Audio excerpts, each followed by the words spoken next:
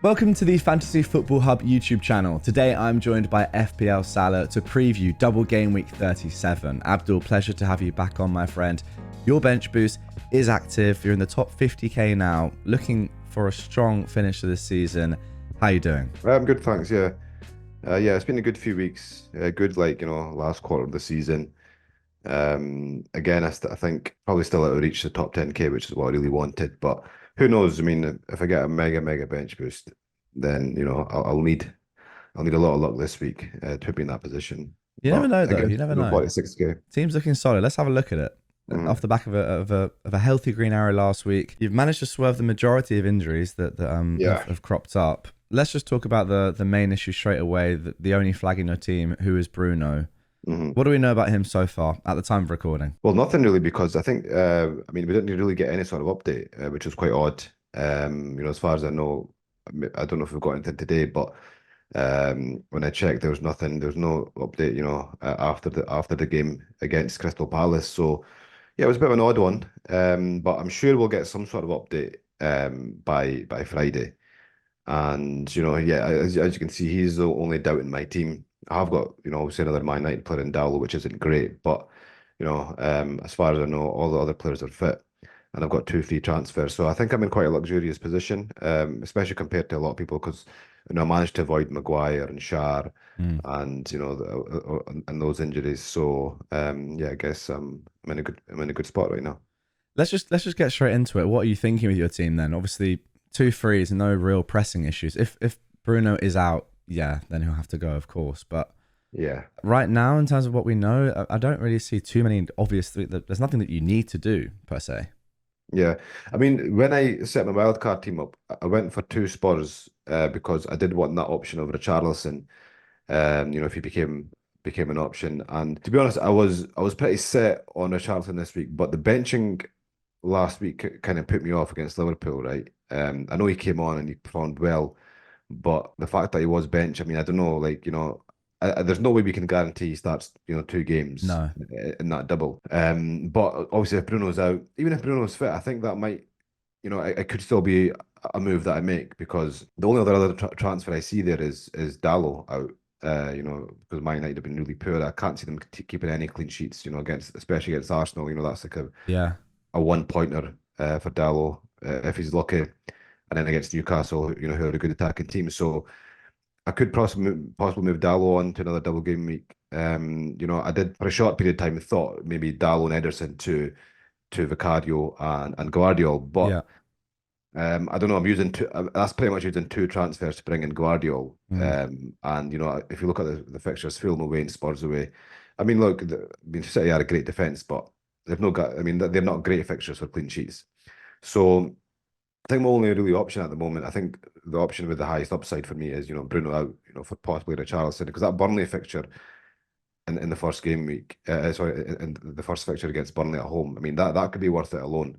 I think Richarlison will start that. Not too sure about City, but it is a home fixture, and I can see that game being more high scoring rather than a cagey affair. So yeah, it's just a bit of a conundrum with Richarlison's minutes right now, and that's where I am at the moment. I think Richarlison's a really good pick. That's who I'm looking to get as well. I think if Bruno is out, and even if he's not, as you say, I think there's a lot of upside there. Now I agree with you in terms of minutes. I Mm, don't think he's not going to suddenly come back in and start playing 90, 90, 90. But because, as you say, the Burnley game is the first one, yeah, and yeah, as you say, yeah, he looked good. I mean, he obviously scored, but he also looked good. He looked like fresh off the bench, and they were much better when he came on against Liverpool. Yeah, I think that he could definitely start the Burnley game. Then maybe he gets benched in the City game. Comes on for the last 30, but I don't think that is that bad anyway, really. And then you might get the Sheffield United away game, final game of the yeah. See, season, which is important that's as a big well. factor. That's the big factor in bringing Richarlison in. It's that Sheffield United game in 38, because when I looked at the last three fixtures, I thought, okay, maybe he gets 65 to 70 against Burnley, possibly half an hour against, City. If we're lucky, we might get two starts, right? But I'd say, Yeah, being conservative. And then I think he's definitely going to start against Sheffield United. I mean, there's no reason why he wouldn't. It's the last game of the season. And, he's been great at number nine. And I don't see any reason why, he would get benched in that game. So I definitely think he'll get a good amount of minutes in game week 38. So that's a big reason for that move as well, and that kind of frees up a bit of cash for me. Also, as I'm looking for any excuse to bring in Mo Salah. Oh, So let's talk about that. That is yeah, very interesting. All right, so let me just pencil this in. Let me just do this on the My Team tool, just so we see how it's looking. So if Richarlison comes in for Bruno this week, that leaves you with 2.4 million in the bank. yeah. So look, on the last day of the season, all the games are on at the same time, right? So we're bound to get a lot of early team news, Hmm. especially for City. Now, the City, the title could be over by then. It could not. If it is, then you're probably looking at, possibly Haaland and Foden being benched. So two free transfers. I really want to go in 30 with two free transfers. So, Foden out. If Foden's bench, Foden and Isaac out for Salah and a cheap forward. Um, Um, and then also, if for some reason, Haaland is benched, then, he could possibly go out and then, I could bring in Salah quite easily. So there's options there, and especially bringing in Charleston, I think over those three games, I think he might. I think he probably will outscore Bruno over the three matches. Probably not in the double. I don't think. I think that's quite uncertain. But over the three games, I think he will, and he frees up a bit of cash. It leaves me with options. So like yeah, as I said, if Salah's not going to be on the table, if the title race is still on, and City are going to put out a full team, then possibly it'll probably be something like a Saka instead. yeah. But it leaves me that option, quite easily if I go down to Richarlison. Wow, I would love to see that one last dance I with would Salah, too. I mean, like, perhaps.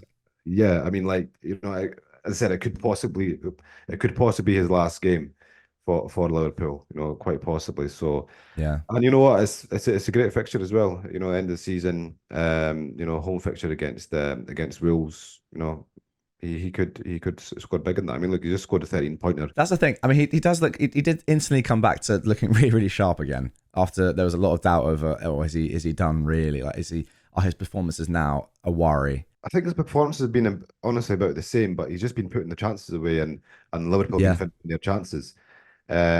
So yeah, it's just a fact of they're putting their chances away. And look, he got a 13-pointer against who was it, Spurs? Yeah, 13-pointer mm, against Spurs last game yeah. week. So he's still got it. He's still one of the best assets in the game. And possible captaincy contender for 38 as well. I would love you to captain him in 38 and him just bang, because he'd be so low owned there as well, because it is very challenging to get to Yeah. for wildcarders because of the cash, and also I think a lot of people would favour someone like a Saka over him. So if he did well, it'd be an unbelievable swing.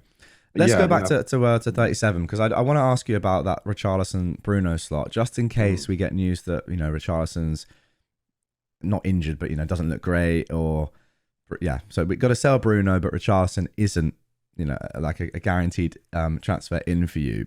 Is there anyone else that you're thinking about for that slot, just in case you have to sell Bruno?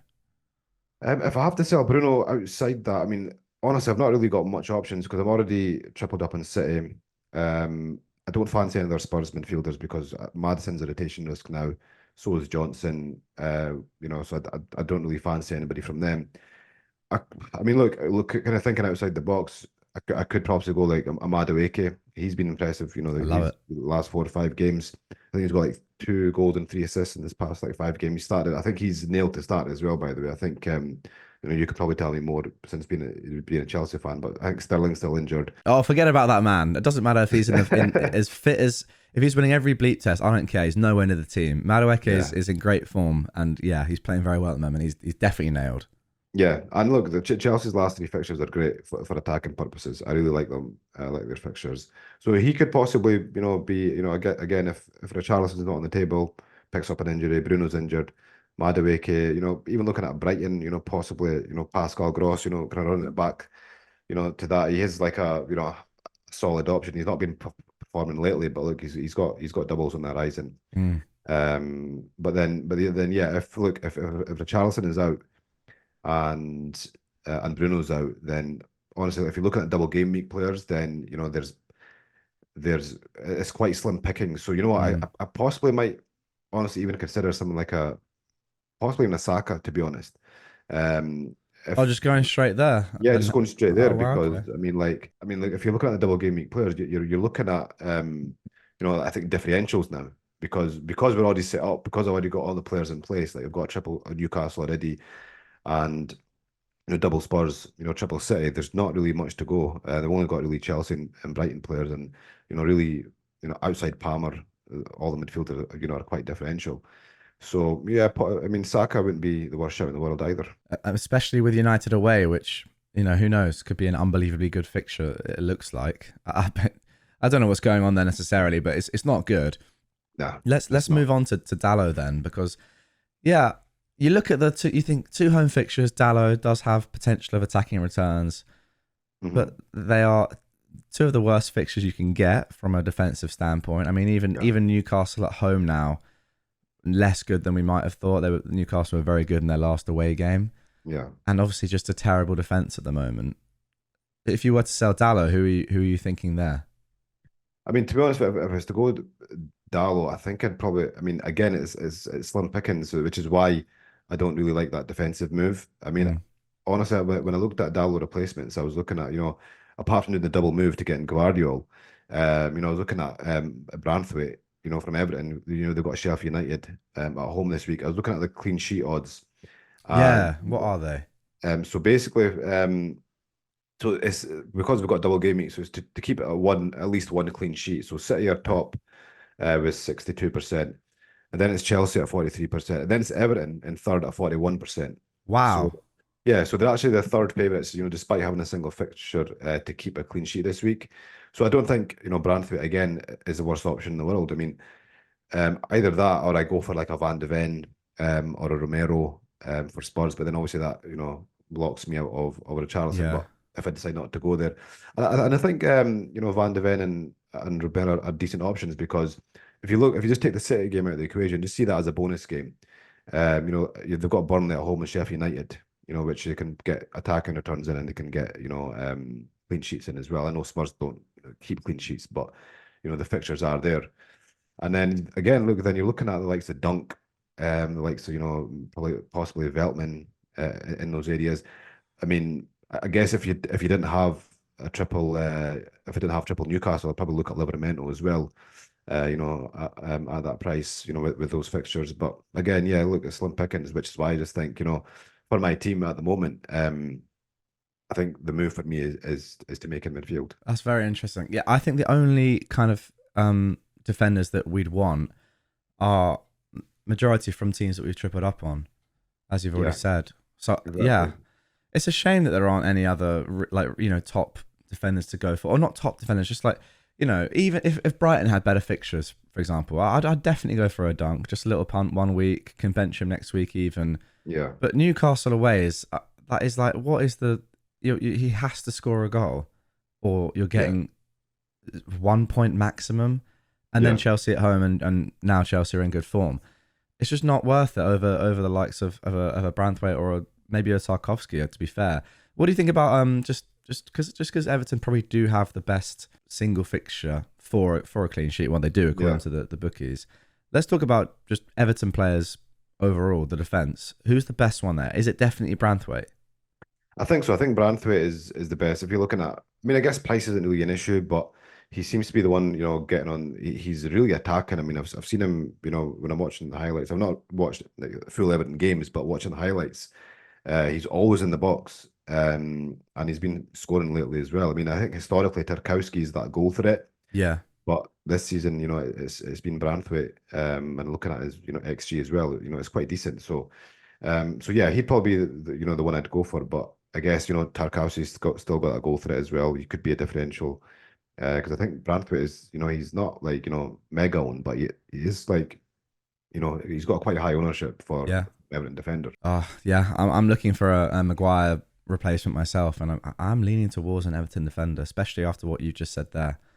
It's tough. It really is tough. I wish there were better doublers, but there just aren't really. Let's talk about captaincy very briefly. Is there Mhm. anything at all that's going to stop you from going for Haaland? I don't think so, unless we get news. Okay. Haaland's going to be benched. I just think, I mean, looking at the fixtures, I mean, both fixtures are great for attack. Mm. I think those fixtures are, especially Spurs. is they're going to be quite high scoring. I mean, if I was to predict, how the games are going to go, you're probably looking at maybe, I'd say, City scoring 4 to 5 goals over the two games. So I just think Haaland. I mean, obviously last week is kind of fresh in the memory as well. It just shows you what he's Yeah. capable of. Those 4 goals. I mean, if you don't captain Haaland, for one of those hauls, that's it. That's like your season over in one game week. So I don't think there's anybody worth putting on this week. I think I've got the bench boost this week. I've got a good set of players. I think I'm in a better position than most. So I think that's kind of differential enough in Yeah. terms of making quite a differential transfer, not a differential, but like a luxury transfer. And I don't think Richarlison's going to be very highly owned. So let the bench boost do its work. And then if I'm going to look for punt on somebody, let's see what my rank is at game week 37, and then possibly take that punt in game week 38. Yeah, absolutely. Okay, let's round things off with your AI recommended transfers this week. Because you have actually mentioned these. You have mentioned these moves. And the reason for that, I will say the reason for the AI recommending these is because we don't know about Richarlison's minutes. So Richarlison doesn't do well on predicted points at all because he's barely played recently, which is a fact, and the AI has to go off the numbers. Yeah, of course. And as simple as that. So the recommendations for you are to use both your free transfers and sell Edison for Vicario and then get Gvardiol in for Dallo, which is exactly what you mentioned earlier. Yeah, interesting. The AI is getting better. I've noticed that it's making better transfers over the course of the season, so it has improved. I think once like the minutes and stats get input over the season, it is making better transfers. But yeah, I guess I guess the benching for Richarlison last game week is putting his minutes down, and I guess Bruno is only like a 75% out. So yeah, I mean, look, those are decent moves. I just don't think, maybe using 2 free transfers, because Ederson is better than Vicario this week for sure. Yeah. So I'm pretty much making, 2 transfers for one player really, which is Gvardiol. And I think that ship sailed, to be honest. I agree with that. I agree. And also, I'm not that inspired by the numbers you gave. 63% was it that City keep 1 clean sheet? Yeah. It's not amazing. I guess that they're 30% each for each fixture. I mean, that's It's not at all, and then the second place is Chelsea at 43%. So I mean, it's not a good game week at all for clean sheets. no. So I just think with the defenders, just put them in, hope for the best, really. Yeah. Fair enough. Okay, my friend. I think that's it. Anything else that we might have missed? No, I think that's it. I think That's it. I've got you covered. yeah, All right. I think we've covered most of the main topics. Good stuff, mate. Thank you as always for your tips and advice. If you do guys want to see Abdul's final team locked in, and that's gonna have all the news of Bruno and other injuries, Richarlison as well, perhaps accounted for in his team selection, then the link to see that final article is down below in the description. Thanks for watching as always, and we'll be back with you next week for the final video of the year.